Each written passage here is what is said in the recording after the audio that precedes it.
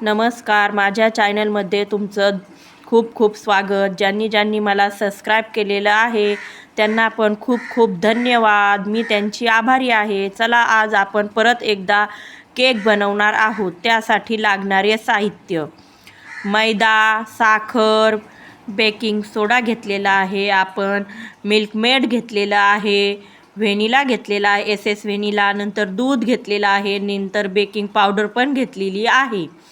नंतर बघा, आता आपण आज कलर टाकून फ्रूट कलर किंवा जल कलर टाकून केक बनवू शकतो. तर मी तुम्हाला आज कलर टाकून केक बेक करून तो कसा कोटिंग करायचा हे दाखवणार आहे. चल तर आपण आता एक भांडे घेतलेले आहे, त्यामध्ये दूध, साखर घेऊन त्याला मिक्स करणार आहोत. साखर विरघळेपर्यंत आता आपण त्याला चांगलं मिक्स करणार आहोत. नंतर त्याच्यामध्ये घालणार आहोत मिल्कमेड. बघा, आता मी मिल्कमेड टाकलेलं आहे आणि तेल पण टाकलेलं आहे.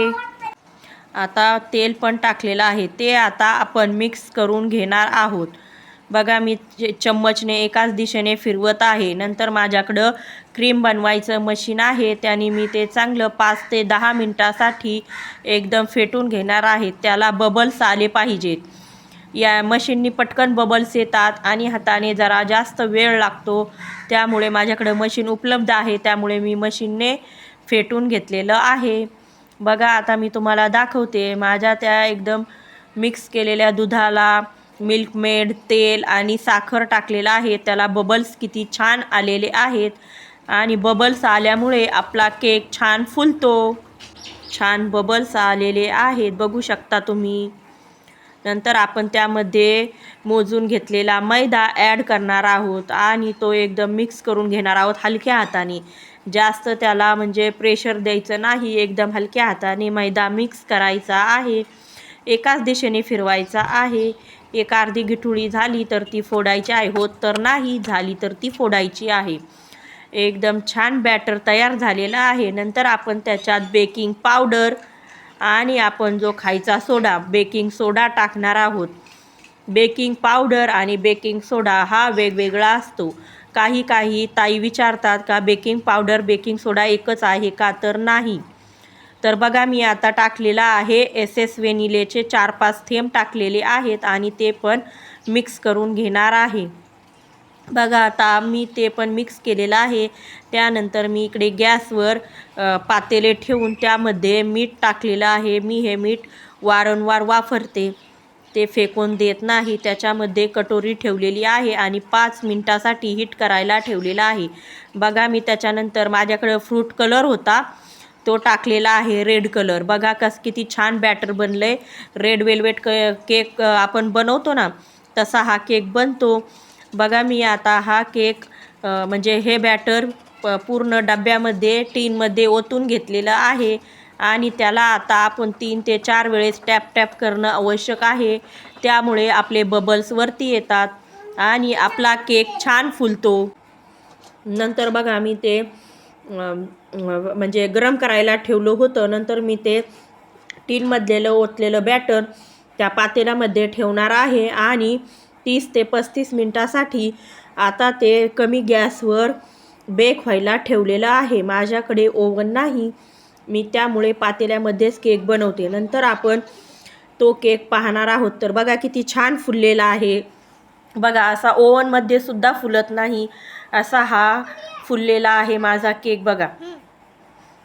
बघा किती छान फुललेला आहे. नंतर मी चाकूच्या साहाय्याने त्याला एकदम म्हणजे झालाय की नाही, आपला केक छान बेक झालाय की नाही हे पाहण्यासाठी चाकू आतपर्यंत टाकला होता. तर बघा किती छान बेक झालेला आहे, चाकूला वल्लं आलेलं नाही. तर बघा, आता आपण क्रीम तयार करणार आहोत. क्रीम कोटिंग करण्यासाठी बाजारामध्ये ही क्रीम उपलब्ध होते. नंतर ती घरी घेऊन आल्यानंतर ह्या मशीनद्वारे आपण ती पूर्ण फेटून घेणार आहोत. एकदम घट्टसर फेटून घेतल्यामुळे आपल्या केक छान बनतो. बघा, आता मी क्रीम कशी फेटून घेत आहे. तुम्हाला पण आयडिया येऊन जाईल की क्रीम कशी फेटतात. नंतर बघा, मी केक कट करून घेतलेला आहे. नंतर बघा, हा रेड वेल्वेट केक आहे, पण मी हा पूर्ण क्रीममध्येच कोटिंग करणार आहे. म्हणजे वरून काही रेड टाकणार नाही आहे. त्यामुळे म्हणजे काही ताई बोलतील की हा रेड वेलवेट केक तर दिसतच नाही. पण मुलांना, आजकालच्या मुलांना जास्त क्रीम आवडते. त्याच्यामुळे मी वरतून फक्त छोटीशी अशी सिंपल डिझाईन काढलेली आहे.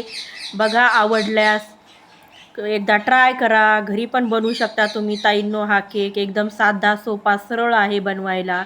बघा, ही मी एकदम नाजूक डिझाईन काढून घेतलेली आहे खालच्या साईडने आणि वरच्या साईडने. आणि माझ्या मुलाचं नाव टाकलेलं आहे, कारण मी हा केक घरी खाण्यासाठी तयार केलेला होता. त्यामुळे मुलं बोलले, मम्मी जास्त कलर वापरू नको. त्यामुळे मी काही जास्त कलर वापरलेला नाही.